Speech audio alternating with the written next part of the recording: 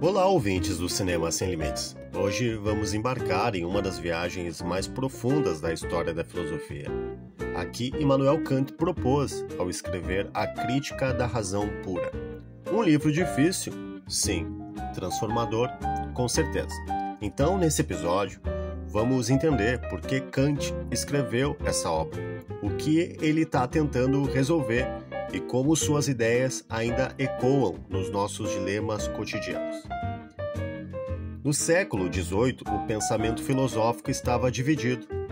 De um lado, os racionalistas, como Descartes, que acreditavam que o conhecimento vinha da razão pura, bastava pensar corretamente e as verdades se revelariam. Do outro lado, os empiristas, como John Locke e David Hume. Diziam eles que tudo que sabemos vem da experiência sensível, ou seja, só conhecemos o mundo através dos sentidos. E foi justamente David Hume que sacudiu Kant. Hume questionou a noção de causalidade, aquela ideia de que uma coisa causa a outra. Ele mostrou que a gente nunca vê a causa, só vê um evento seguido do outro. Isso fez Kant despertar do seu sono dogmático.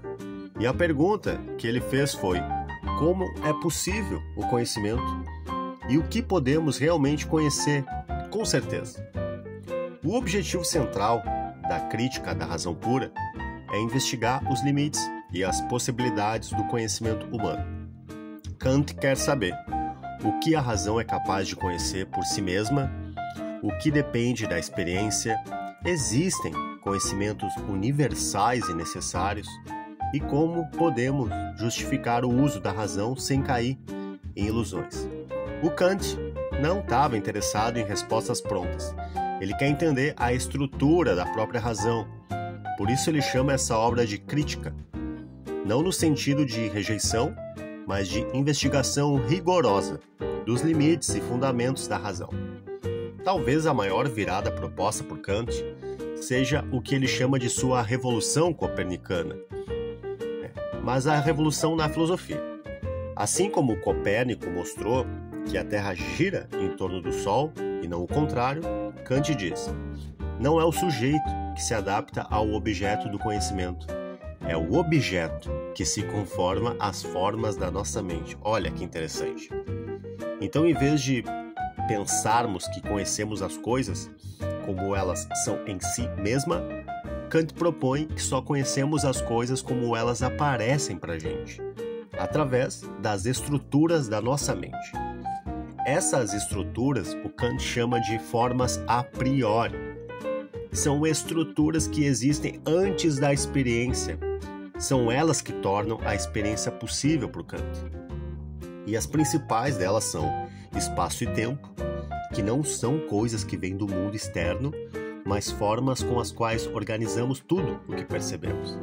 E as categorias do entendimento, como causalidade, unidade, pluralidade, substância e assim por diante.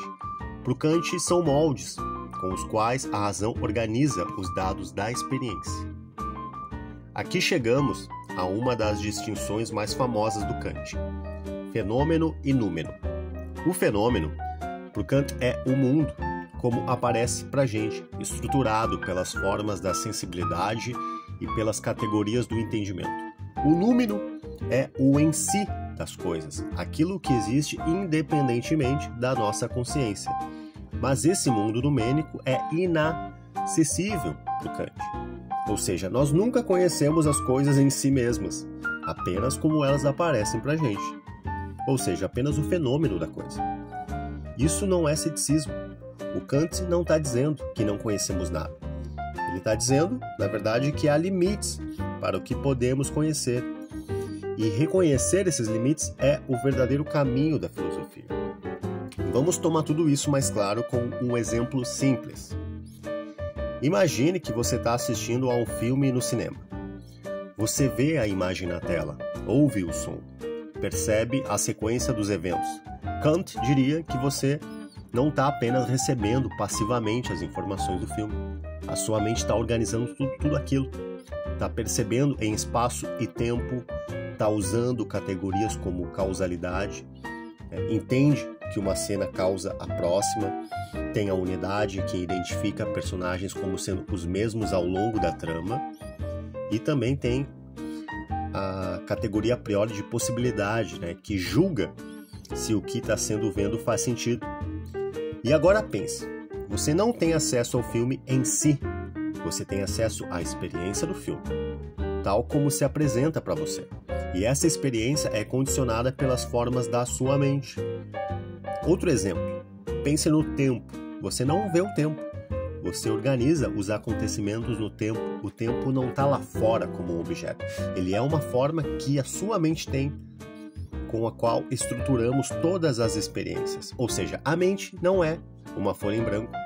A mente é ativa, ela molda e torna o mundo inteligível.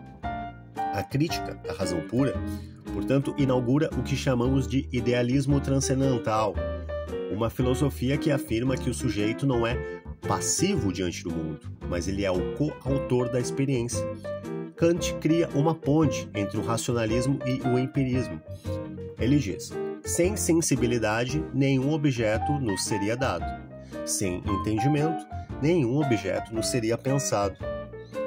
Ou seja, tanto os sentidos quanto a razão são essenciais para o conhecimento, mas o conhecimento só pode acontecer dentro dos limites da experiência possível.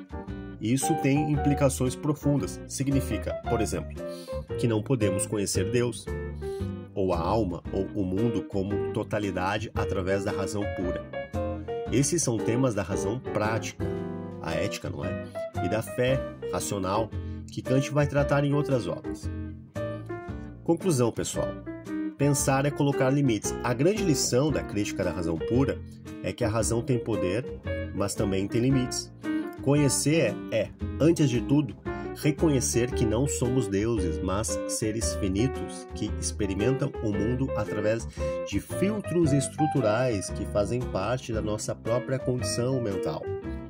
Para Kant, filosofar é colocar a razão no seu lugar certo, nem acima de tudo, nem abaixo de tudo. Isso, de certo modo, também é uma forma de liberdade. Quando sabemos até onde podemos ir, podemos agir com mais clareza, responsabilidade. Então, muito obrigado por ouvir mais um episódio do Cinema Sem Limites. Se esse mergulho no pensamento do Kant te ajudou a ver o mundo de forma diferente, compartilha com alguém que também curte filosofia e cinema. E até o próximo episódio, onde o pensamento segue sem limites.